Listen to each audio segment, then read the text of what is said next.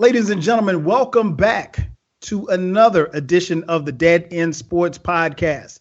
We like to call this the best couple of hours of your sports week. Welcome, welcome, welcome. I am your host, 12 Kyle, once again, and this is Dead End Sports. If you haven't done so already, make sure that you subscribe to this podcast. This is a weekly podcast that you can catch us just about everywhere. We're on iTunes, Stitcher Radio, SoundCloud, YouTube. Make sure that you follow us on all social medias, Twitter, Instagram, Facebook, you name it, we're there everywhere. Make sure that you check out our webpage, deadendsports.com, as well as go to our YouTube channel, youtube.com/deadendsports. A lot of stuff to cover this week. Of course, I will not be doing this podcast alone. Joining me are the homies. First up to bat, my homie, Beezy 430. Beezy, what up, though? What up, though? What's up, Kyle? What's good? Chilling, man. Chilling. What's cracking? Hey, you think we should probably golf during the weekday, or you think the weekend would be good? Because I have a feeling, I'm afraid that if we go on the weekend, they're gonna pair us with some. Yeah, yeah, you're right. You know, when we went on that weekday, it was just us two, man. You know, we might need to try to catch a Monday. Also joining us is the homie Ken. Ken, what up, man? Hey, man, another day, another dollar. Shout out to South Circle. Yep.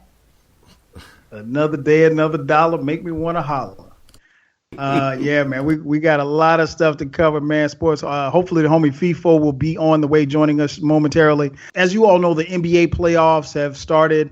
Last week was a rough week, man. First and foremost, man, gotta send condolences. Starting off with the NFL, the Pittsburgh Steelers lost their great owner and team president, Dan Rooney, passed away. I think he was 84 years old. So salute to him and Steeler Nation. Condolences to them. Also, man, major condolences to Todd Heap, the former All-Pro tight end for the Baltimore Ravens, who tragically, as the reports say, he was moving his truck and accidentally hit his 3-year-old daughter, subsequently killing her. Wow, I didn't know that. Oh my God. Yeah, that happened. I think that happened like Saturday, late Saturday, I think. Saturday morning, something like that when the news dropped. Man, tragic story. Yeah, man, it was crazy. Isaiah Thomas' sister? I mean, geez. Yeah, then Isaiah Thomas, yeah. Shout out to him as well for playing in a game, and we'll talk about it in just a second, man. But he lost his sister, his 22-year-old sister, who died in a one-car accident on Saturday. He subsequently played on Sunday in Game 1 of the playoff game against the Chicago Bulls, which leads me to my first point.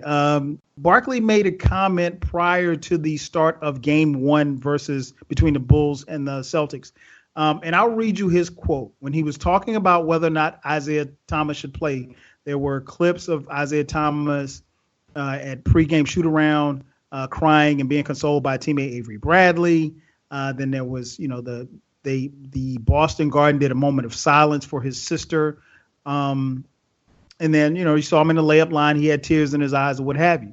Now, here's what Charles Barkley had to say, talking about Isaiah Thomas, whether or not he should play in Game 1 after his sister died. He said, quote, "I'm not feeling comfortable with him sitting on the sideline crying like that. That makes me uncomfortable." Barkley continued, "That tells me he's not in shape to play. To be sitting on the sidelines a few minutes before the game crying makes me uncomfortable for him. That's not a good look, in my personal opinion." Now, the question I have, and I'll throw it first to you, B, was he out of bounds, or do you have a problem with what he said? Because I saw that we tweeted it out from our Dead End Sports Twitter account, and there was a lot of conversation back and forth. A lot of people were upset with Charles Barkley. There were a few that said that what we tweeted was clickbait and that it wasn't that bad. So I was interested in reading the conversations back and forth between the people that follow us on Twitter. Make sure that you follow us if you don't. So my question to you be, was he out of bounds, or do you have a problem with what he said?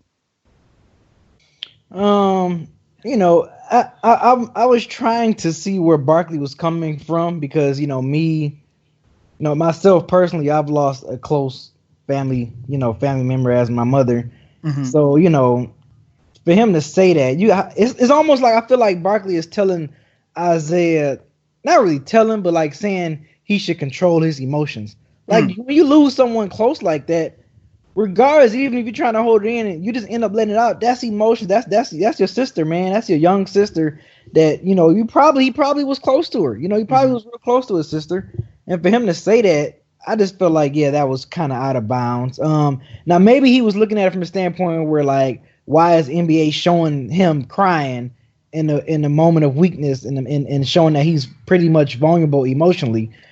Maybe he was coming from that standpoint, but for him to say what he's saying, I just felt like he was like, well, that's messed up. He shouldn't be crying, or he shouldn't, like, he just telling them how he should feel. Like, dude, that's a close family member. And I don't know if Barkley ever lost anyone close in his family before for him to say that, but regardless, he should not say that, man. I mean, I feel like he was a little out of bounds. And like I said, this is just me coming from that personal side because I know how it feels to lose someone, close, a family member that's close to you. You know what I'm saying? So, yeah, that was my feelings is coming from a personal experience. I don't know if I probably would have had that same feeling if I didn't experience a loss like that. But for someone that's experiencing a loss like that, and I can't imagine. Me and my sister, we real cool, we tight. So I can't imagine how I feel if I lose my sister. You know what I'm saying? So it's just like, yeah, man, you can't just tell a brother how he should feel, or what type of emotion he's going to feel going to that game. I mean, props to him for playing.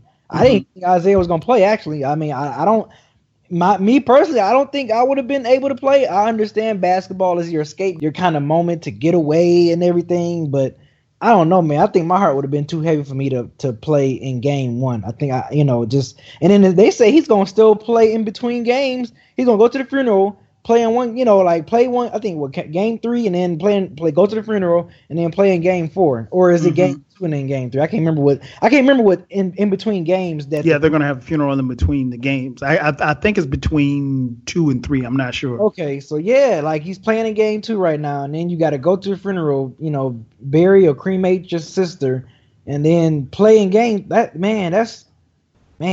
Props to him, man. Like, Jesus Christ, but. Yeah, man. Coming from personal experience, I think Barkley was a little bit out of line for my personal taste. No doubt. What about you, Ken? What's your take on that, man? Was Barkley, was he okay, or was he out of bounds with what he was saying? I think he used the wrong word. Okay. I don't think uncomfortable was the word that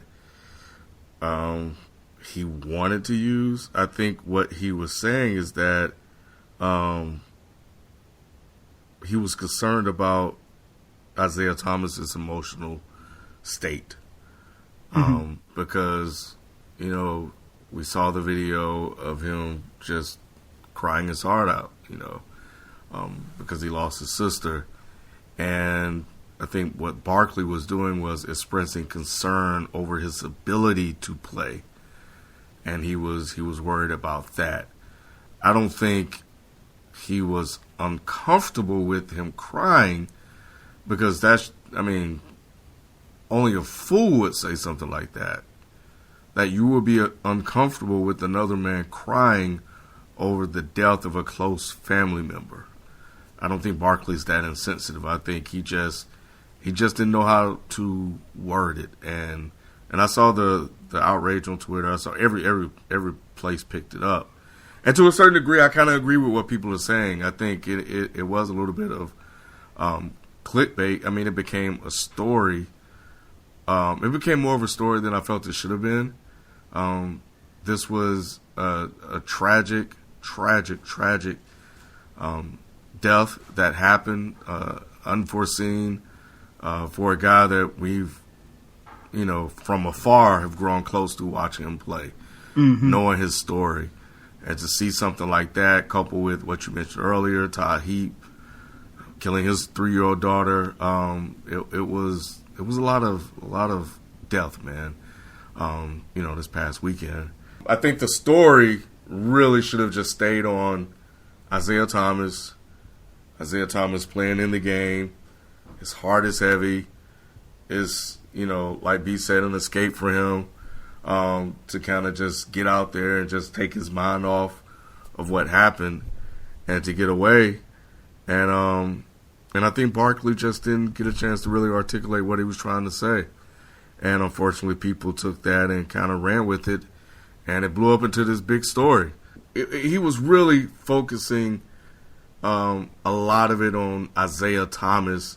Unfortunately, he used himself as a means to do so, and that's what in this culture, man, you can't say anything when people will jump on you talking about how you gonna tell this man how to grieve, or how you gonna it's like, did you guys listen to what he said? He just said it wrong.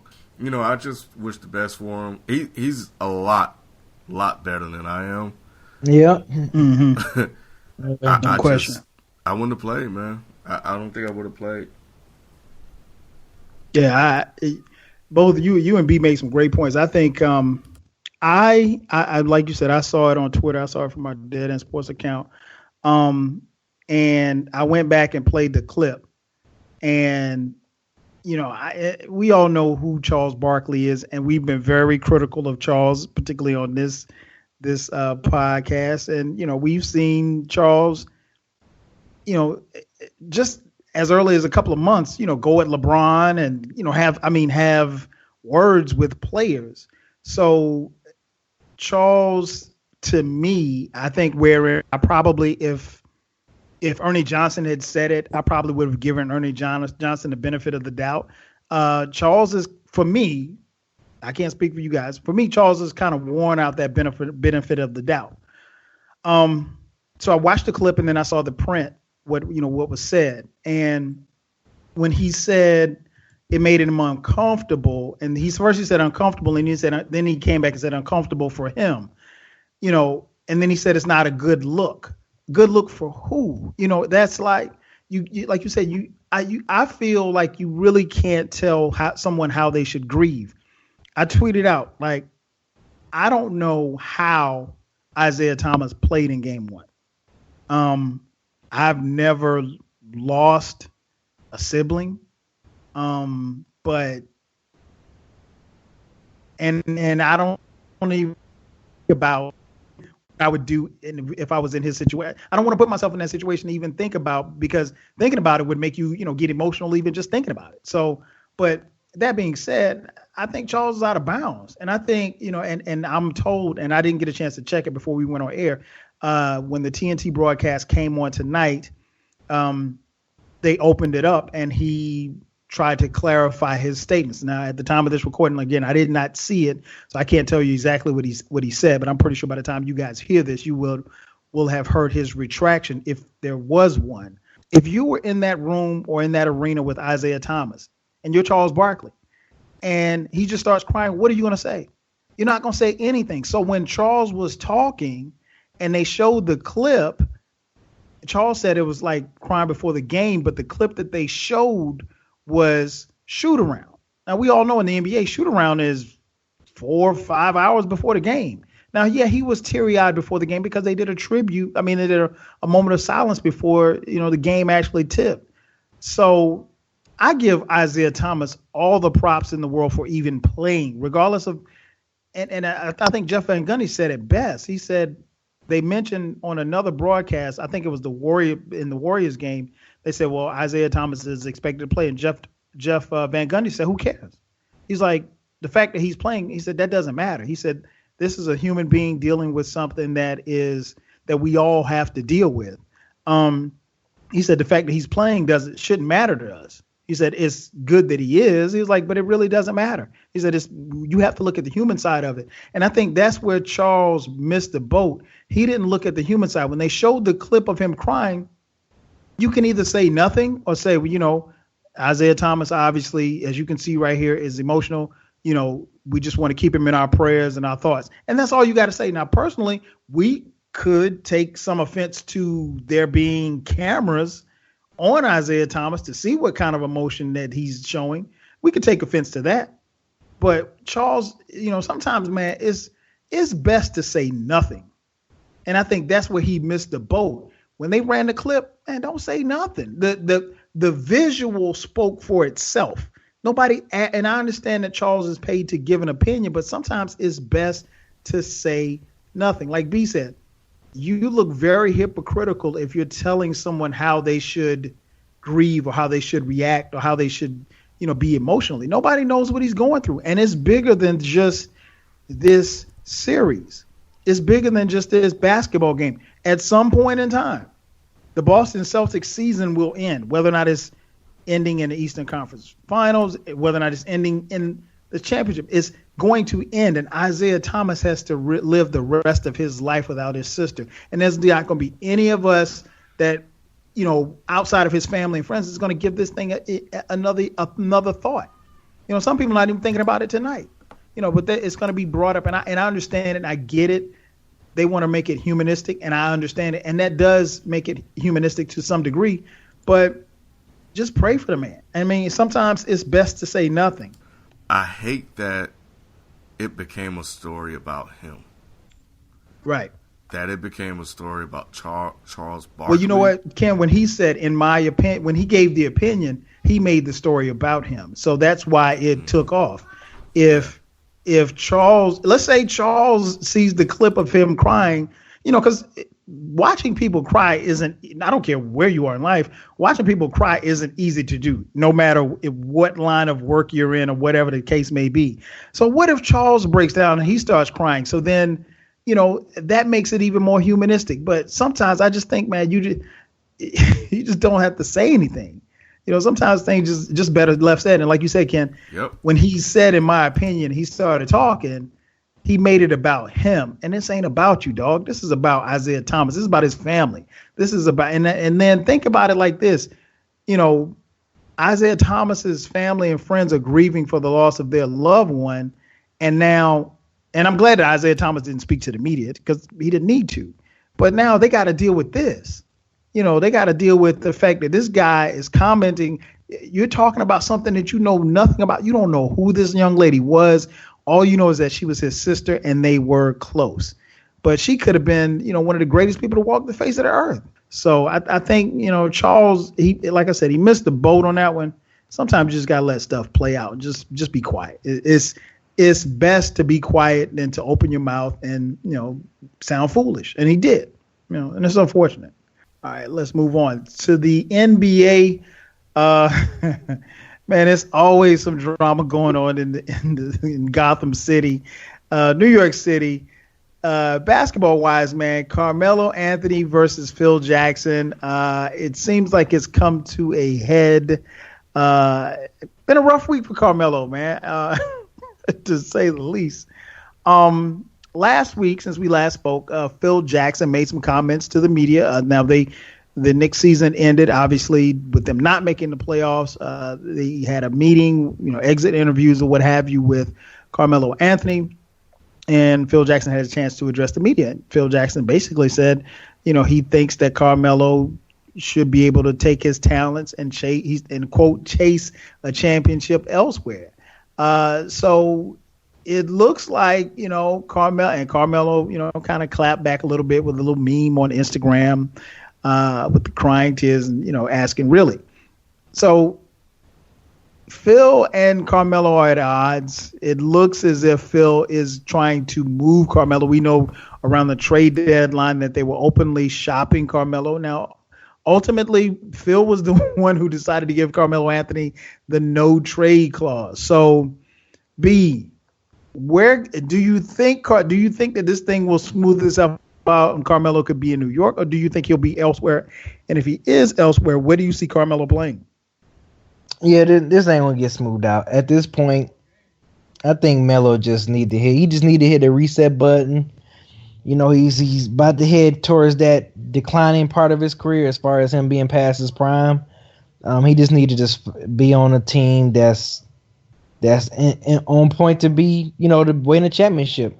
Go play with your boy LeBron, man, in Cleveland or something for a cool $1 million or $2 million or whatever, how much you can get out of that or whatever, just for some chump change. Do that. Anybody that's a contender. I mean, I'm trying to think who else, like, Chicago, Boston, I don't know. I mean, Milwaukee, a team that's just like right there that can probably use someone that can just get buckets. I'm not thinking of other teams right now. FIFA will probably come up with some better teams for him. But yeah, he needs to just leave. Clippers. The Clippers. If they keep that same the core intact, or if they let Blake and DeAndre and JJ Redick and them go? No, if they keep the core intact. Oh yeah, I mean if that's the case, yeah, Clippers, yeah. But we don't know. But we think that squad gonna be broken up because they might not make it out the first round.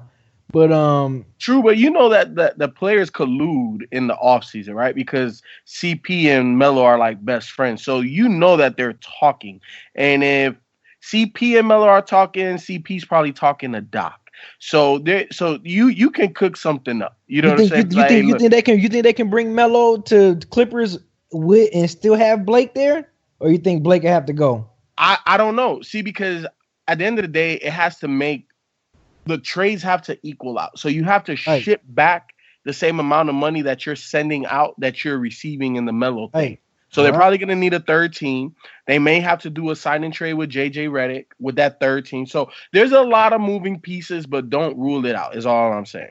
Okay. But yeah, I do think he needs to get out of New York. I mean, really at this point, we already saw all the drama that was going on just throughout this entire season as him being a Knick. So at this point, I think he just definitely needs to just go somewhere, go to a contender and try to get a title in his last, 3, 4, 5 years left in the NBA. No doubt, no doubt. What about you, FIFO? How do you see this one playing out for Carmelo? Oh, it's a wrap. He's not. Yeah, it's a wrap. He's not gonna be a New York Knick at the beginning of the season. I think is as simple as that. I think the hard part for me is that I was rooting for Phil before Phil got the job. I was like, look, it'd be cool that he would come full circle, win a title as a player in New York, go on to Chicago, win a championship, go on to LA, win a championship, come back to New York as a GM and win a chip. I think he's done an okay job. I don't think it's been the worst job, but it definitely has not been the best. I think that obviously drafting Porzingis was great. I think trying to put a playoff team together around Melo and Porzingis this year, I think you got to give him a good job for that. But as a GM, you can't meddle. If you're going to hire a coach, let him do what he does. This whole triangle thing and all of this, Phil is the cause of the problem of the uncertainty, of the chaos, of everything that is negative in New York. It has to do with Phil Jackson, and that should never be the case about the GM. So Phil is the primary problem. Melo is not. Melo is just a player. I knew he was going to have to move him. You can't give a superstar player that amount of money and not have other pieces to build around them. And then if you know that via trade or free agency you have been striking out, then you got to trade that player before he has too much leverage. And that's what we've seen happen in New York City. So eventually, and I don't think Phil Jackson is handling it in an appropriate way. He seems like a big kid with a big job, but eventually, hopefully they can just get on the same page. Melo will waive his no trade clause, and hopefully Phil does best by him and gets him to a contender. What contender would take Melo, I'm not sure. But when we look at the landscape across the NBA, again, I think the Clippers make the most sense. Again, if they can keep that core of CP, Blake, and DeAndre intact.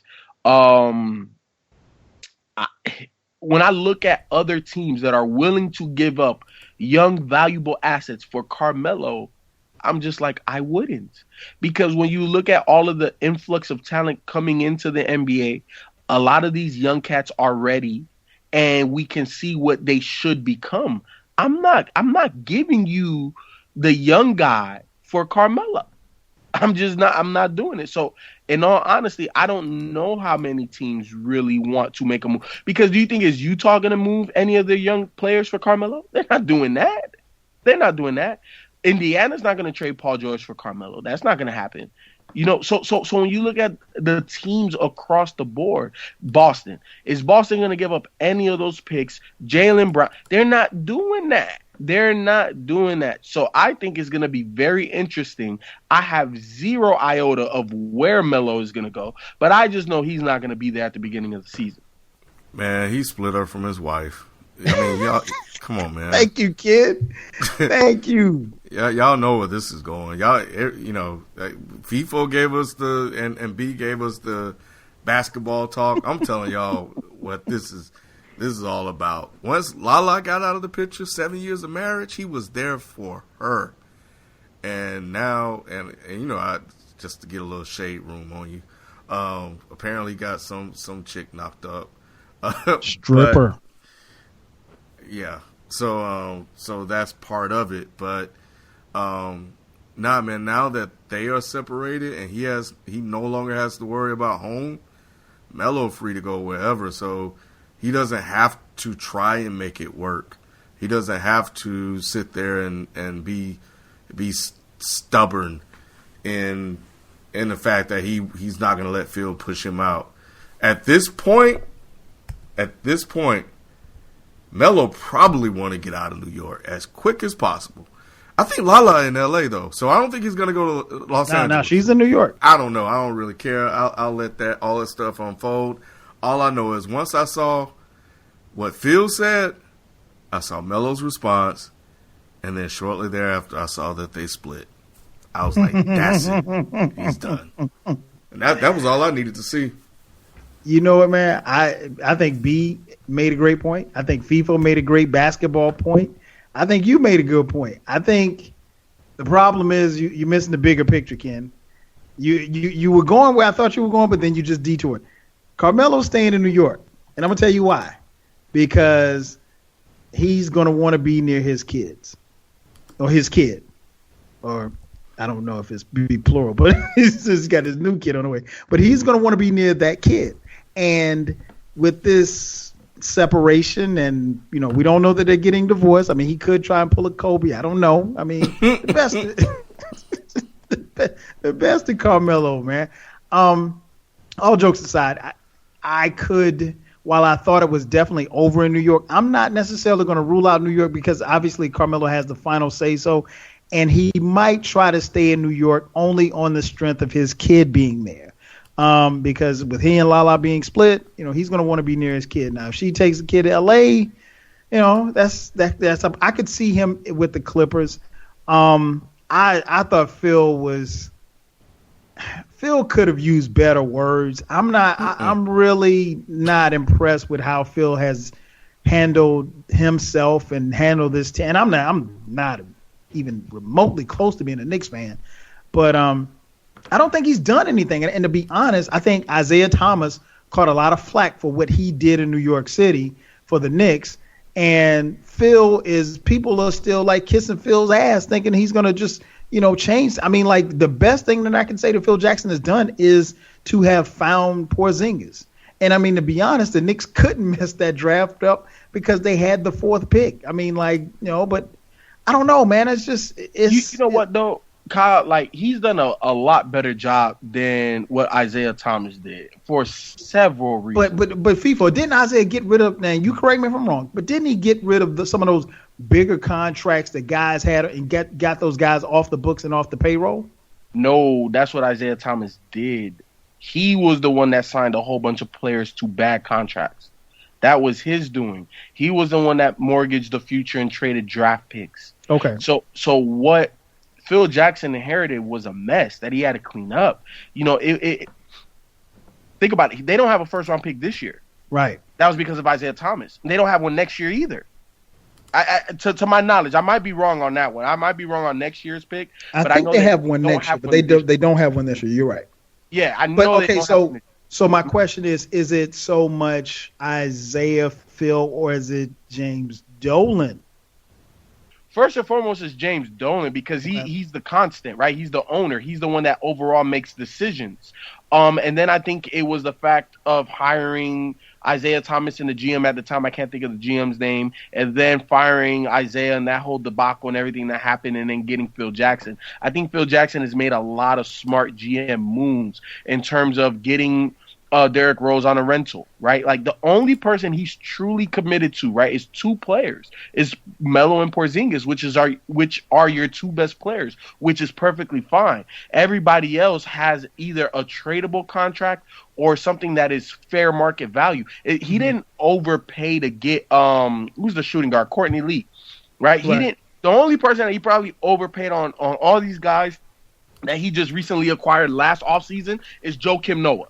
That's the only guy he overpaid. But with the salary increase, is it really that egregious? So I think he, again, has done great GM moves. I don't think that he has handled himself with the type of class and cachet that you would expect out of an 11-time Okay, so champion. that's where I'm going.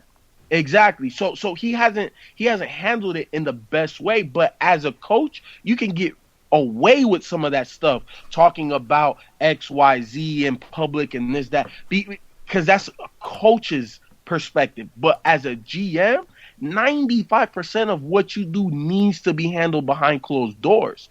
Phil hasn't done that. Mm-hmm. Also, I think that a lot of times GMs, they come to the realization way too late. When you sign Melo, I think there had to be an understanding between you and Melo. Look, bro, we have a very small window because it's not like you're 27. You're closer to 37. Okay? So with that being said, I'm giving you all this money. I'm mortgaging the fact that by me signing you long term, I can either make other trades to get other guys here to make us a contender, or because you're on the roster, people are going to want to come and play with you. And neither one of those things has transpired. So I don't understand why, in the first place, he had to give Melo a no-trade clause, because he could have offered him so much more money than any other team at the time that I think Melo was going to sign with New York anyway. And on top of everything, kind of bringing it back to Ken's point, right, like, I think 80% of the reason why he stayed in New York was for Lala. I don't think the no trade clause had a big deal to do with it. So at the end of the day, it all boils down to Phil Jackson. This is his responsibility. I don't think he should have ever gave Melo that no trade clause. But now that you're in that predicament, he's not handling it the best way possible. You are ridiculing one of the greatest offensive talents this league has ever seen. What do you think you're going to get a return for that? Right? It's kind of like when Nerlens, right, but opposite, when Nerlens earlier on in the season was talking about getting playing time and this, that, and the third, and Colangelo had to talk to him like, hey, bro, you got to shut the hell up, because I already told you I'm going to move you, but by you saying that diminishes your trade value.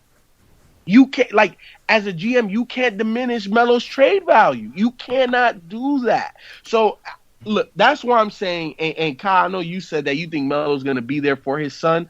He don't need to be. How many basketball players are away from their children throughout the season? No, he doesn't need to be. I part of what I said is joking. I think the basketball aspect of it, he would want to be near his son, but I think the basketball aspect of it, if he can go latch on someplace where he can have a legitimate shot of being a part of a contender, I think he'd do it. I mean, you know, there's planes everywhere. He can get to his son. That's not an issue. But I agree with you, man. I think it's going to be interesting to see how it plays out. I just wish that it had been better for him in New York, because I think Carmelo at a time, you know, came to New York when, you know, other than Stoudemire, there was nobody else trying. I mean, and think about it. New York has wooed, you know, the LeBrons, the Kobes. I mean, and we have to ask ourselves, were these guys ever really legitimately thinking about coming to New York to play? And, you know, the one thing we also have to keep in mind, other NBA free agents are watching. So if you're playing Carmelo like this in the media, and keep in mind, Phil Jackson, when he met with the media on last week, that was the first time that he had talked to the media since September. What other GM does that? I mean, so it's a lot of stuff going on here. And so you have to ask yourself, potential free agents, is this an attractive landing spot? Yeah, you could play with KP, you know, but outside of that, are you willing to deal with what they're dealing with? And then we're hearing rumblings that the players don't like the triangle offense. So, you know, Phil isn't necessarily making the Knicks look any better by what he's doing publicly. So going to war with your star, that ain't what you want to do. That's all I'm saying. It's not. And people, you made a great point. It's not a good look. It's particularly down the road. And like I said, you got the situation with the players not necessarily wanting to buy into the triangle. And then, looking at how Phil has treated his star, what free agent is going to want to say, hey, let me sign up for this? Probably not as many as they would like. So we'll see how it plays out. Last, before we get out of here, we got and do our final thoughts. We got a question in from someone on Twitter. Shout out to everybody hits us up on Twitter. If you have any questions or things that you want us to talk about, I know we're not doing the live show anymore, but shoot us a tweet, shoot us an email. We'll try to get to it, and if we can, we'll answer it on the podcast. But one of our followers writes in from South Africa. They said, why do people hate LeBron, and why don't they just appreciate him while he is still playing? FIFO, what's your take on that, man? What was that? I'm sorry, I missed it. He said, why do people hate LeBron, and why do they not just appreciate him while he is still playing? When I saw that question, I was like, people. The only way I can explain it is like this. Dead in hip hop and me myself FIFO 24/7, nowhere near the level of LeBron. You don't understand how much hate that we had to endure to get to where we are. And a lot of people are just hateful by nature. I can't explain it. I don't understand it. When you see the excellence that is LeBron James from the moment he stepped on the court, I don't understand it. You just have to embrace it. And a lot of people just are haters by nature. I think that's the core root of why people don't like LeBron, because LeBron challenged everybody's idea of what the greatest basketball player should look like, right? Because before LeBron, it was Michael Jordan. And Michael Jordan set the bar so high that nobody ever thought anybody could even smell that mountaintop. And LeBron has done it. So I think that he just ruffled a lot of people the wrong way because it was way too damn quick. I'm talking about this man was in the finals by year 5. What other basketball player has done that? This man has already played more minutes than Michael Jordan, the greatest player ever. I think, to me, what LeBron has done, he has accomplished almost more than any other basketball player to play the game up until this point in his career. So at the end of the day, the only thing I could take away from that when I really try to think about why people hate LeBron is just because deep down, most people are just haters. Hey, FIFO, you said who's been to the finals after their first 5 years? I'm just saying, like, in comparison to, like, MJ. You know what I'm saying? Like, it took MJ a better team to reach the same mountaintop that LeBron did. Is all I'm saying, comparing those two guys. Oh, okay. No, I know there's other players that have made it relative, because Magic made it in his rookie year. He won. Right. And he had to play, and he started at the 5. He had to play 5 positions because Kareem was out. Exactly. So no. I'm not saying that what LeBron has done has never been done, except for one thing that he's done now. Come back from 3-1 in the finals. I don't think that's ever going to happen again. That's never happened in the NBA Finals ever. No, not again. That's definitely not happening. But all I'm saying is LeBron came with the biggest bullseye on his back, and all he's done is exceed our expectations. And when you compare him to the arguably the greatest player, which I still think he is right now, just because he's undefeated in the finals. You know what I'm saying? I think Bron got to get more championships than Jordan for people to just put LeBron over Jordan. And they're still going to hold his losses against him. But I just think that I've never seen a player do more with less, because of how great he is individually in putting the ball in the basket, but also how he makes the players around him better, right? Because when we think about Magic, one of the greatest to ever play, we think primarily on how he made everybody around him better. When we think about MJ, we think about all of the clutch shots and how he was just that great that he elevated his team, not necessarily the players around him. LeBron does both. I've never seen a guy so physically dominant be so selfless and can be able to get you 30. Like I have not seen what LeBron is truly unique. We just need to watch what he's doing and just appreciate it. Stop comparing him and just appreciate who LeBron is, because he is one of the all-time. You're not going to see a better overall basketball player than LeBron James. And people just need to stop hating and accept what he is. I'm sorry, B. I'm sorry. No. You good. You good. Yeah. I know. I guess as human nature, we're gonna always like kind of do the comparisons and stuff like that. Yeah, I'm always for like, you know, why sometimes I'm like, why do we always got to compare this guy to this guy? Why we got to like, it's like, why can't we enjoy, you know, like when Kobe was retiring, you know, and he went out with his 60, you know, points, it was like, wow, that was like the end of an era. So like, why can't we appreciate that for what that is? Like, you know, some people always want to say, oh, compare it to Jordan, of course, because his game was similar to Jordan's. But like, why can't we, you know, because growing up, I know me personally, I know, you know, I'm pretty sure Ken and Kyle can say on this too, as far as FIFO too, and FIFO. But like, we appreciated Isaiah for Isaiah. We appreciated Bird for Bird. We appreciated Magic for Magic. You know, so we appreciated, you know, Scottie Pippen, Grant Hill, Penny, you know, Shaq. Like, we appreciated those guys, you know, for their greatness and what they brought to the game. And you know, one thing sometimes I do hate about like players now is that we're so quick to compare them to that bar, that standard, that so-called standard that's set with,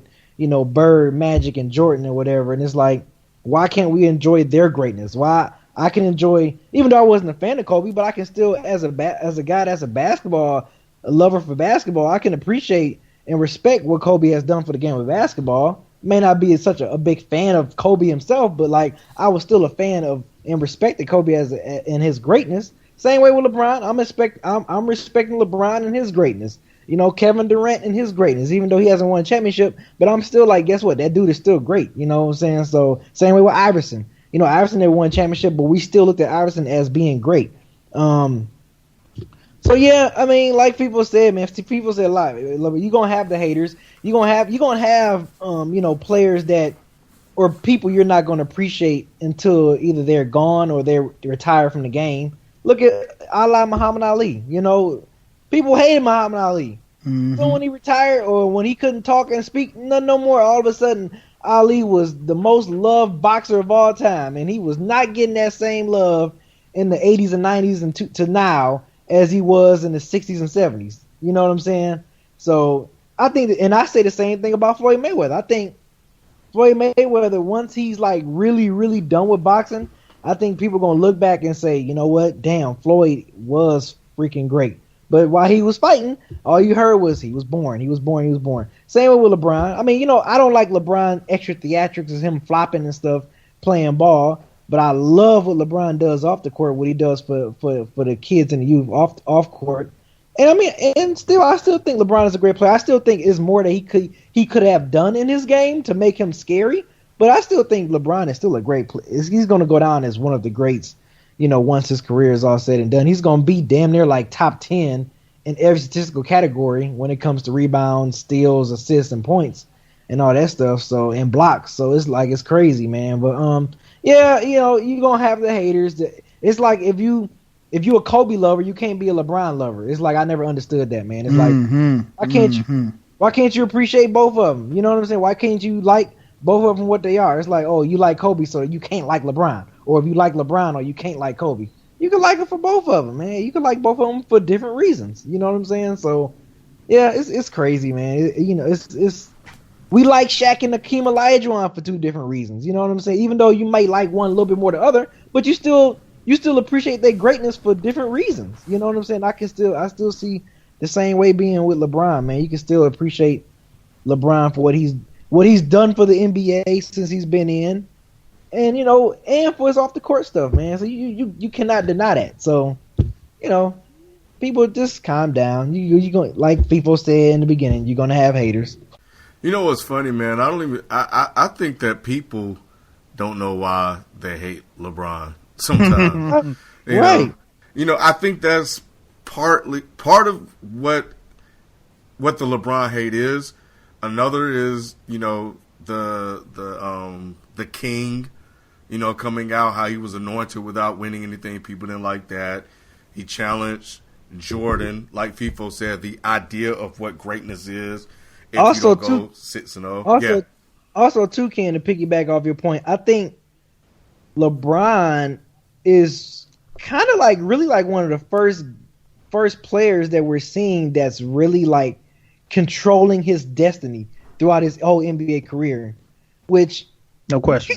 You know what I mean, if I'm saying that correctly. No, you're making total sense. You're right. I think we're really seeing someone like LeBron, and he's an African American, a black dude who's really controlling his moves, whether it's business move, player like moves, whatever. He's really controlling his destiny. And I don't think we never really saw that from an NBA player. We've never seen Kobe really control his destiny. We never really seen Michael Jordan really control his destiny in his NBA career like the way LeBron has been handling it. You know what I'm saying? So I think that could be another reason too, Ken. Yeah, it could be. The latter part of Kobe's career is when I matured as a basketball fan. And that's when I sat back and I realized that Kobe was nearing the twilight of his career, and I was like, I'm just going to sit back and enjoy this dude for who he is and what he brings to the game.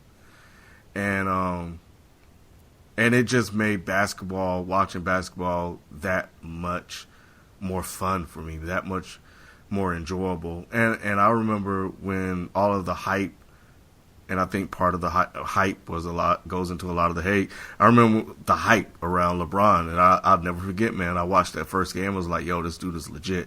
I normally don't like superstars like LeBron. That's just not me, man. I like kind of guys like Kawhi, Tim Duncan, those quiet assassins that just go out there and just do the work. But LeBron is one of the first guys that I've ever liked, the actual best player in the NBA. And LeBron challenged a lot of people's basketball heroes. And they were uncomfortable with that.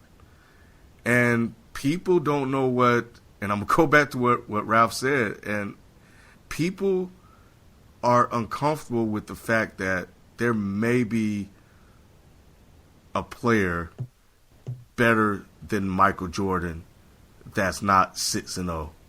They hang their hat on Jordan's perfect record in the finals, and that's all. And people don't know what greatness looked like beyond that. And because they have been told their whole life that Jordan is the GOAT, and that's it. And when you challenge that, people get a little uneasy. And you can make a lot of valid arguments for LeBron being the best basketball player of all time. It's a debate. It's probably a highly intense debate. But I think it's one that can be had, and people don't know how to deal with that. We know that the decision had a lot to do with it. People didn't like it before then, but the decision... I think the decision and his output in the Dallas finals. I think those are definitely like a kind of. Yeah, but wasn't that a long time ago though? I mean, relatively speaking, they hold it against him. It's still a part of his career though. Like it's still, and it was an NBA final. Like in the way he shut down an NBA in that particular NBA finals. Yeah.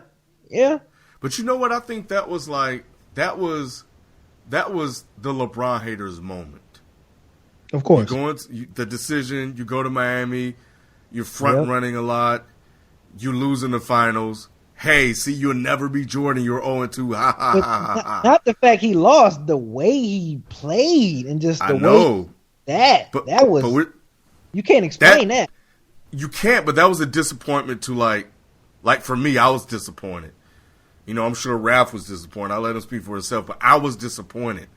If you follow LeBron, and especially as a Wade fan, because I'm like, I was extremely disappointed because I'm like, what are you doing? Because we needed you to win that thing. Wade was playing his ass off, and this dude I remember being happy for Kidd. I mean, as a basketball, I was a J Kidd fan for a long time, so I was kind of happy to see him finally get one. But nevertheless, man, I think that was it. I think that was the lowest of the low for LeBron. It was. Because It that really was the was. year. And I think after that, things started to change. And once he started to win, he converted a lot of people over. There are people that still hate, but that just comes with the territory. But to answer the question, I think we've all presented a lot of different points for why people hate LeBron, and I think all of them are very, very, very, very valid. And We the shit. What? huh? Oh, nothing. No, what'd you say? I said that's because we the shit. That's why.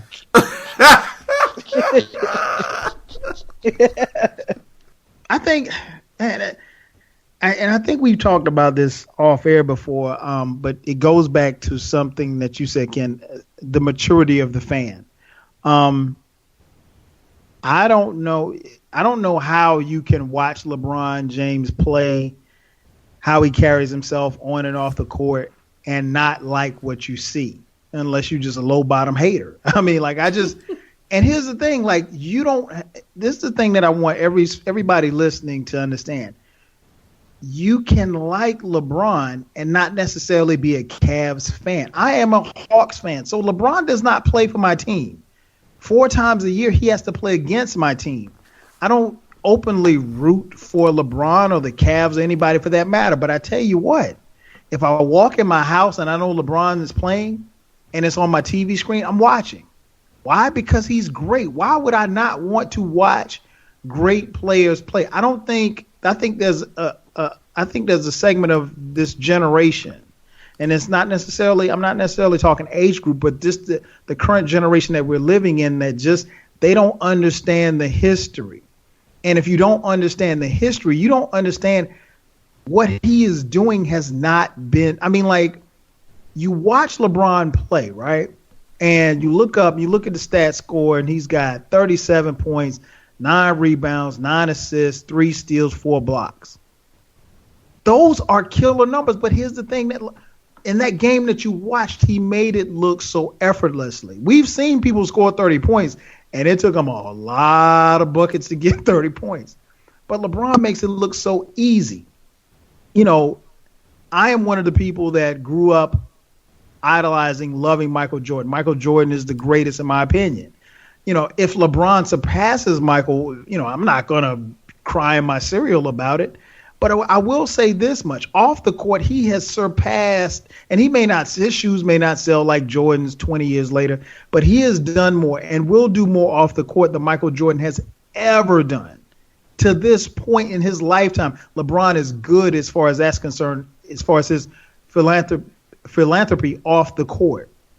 Now, when you get to the basketball aspect of it, he is a great player, and you can like a great player. That doesn't necessarily mean you have to hate him. You can watch Steph Curry play and enjoy him playing. There's only going to be one Steph Curry. There may be some that come along that may be better, but there's only one Steph Curry, just like there's only one LeBron James. You look at what LeBron represents, not only in his business, but how he handles himself off the court. He's married. He's got kids. He's not knocking up strippers. He doesn't do drugs. He doesn't, you've never heard about him getting in any kind of trouble. He doesn't roll with an entourage. His friends are his business partners that have meetings with people like Warren Buffett. They're not in the club, shooting at people. So I don't, when people talk, and we grew up in an era, the 4 of us grew up in an era where people wanted athletes to be role models. And I think that's asking a lot, but they wanted athletes to be role models. And Charles Barkley famously said in his commercial, "I'm not a role model." But this is point A as far as a role model. If I had to tell my kids, hey, go be like LeBron. I don't know what more LeBron could do for people not to hate. You should be embracing LeBron for who he is. Now, much like you guys, I've heard the criticism, oh, man, he shouldn't have joined up with D. Wade and Bosh. Nobody, Jordan and Magic would have never done. We don't know that. We don't. Let's just be real. We don't know that. At the end of the day, LeBron James is a winner. He is one of the greatest basketball players that we'll ever see. Why people hate on that, to be honest and answer the question, I don't have a clue. Because there's not, if you look at it on the surface, there's really not a lot there to hate, to be honest. There's there's really not a lot there to hate unless you're just a low bottom hater. It's time for our closing statements, man. It's time for us to close out the podcast.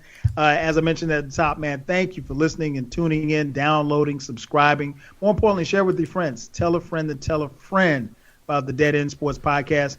FIFO, I'll throw it to you, man. What's your final thought?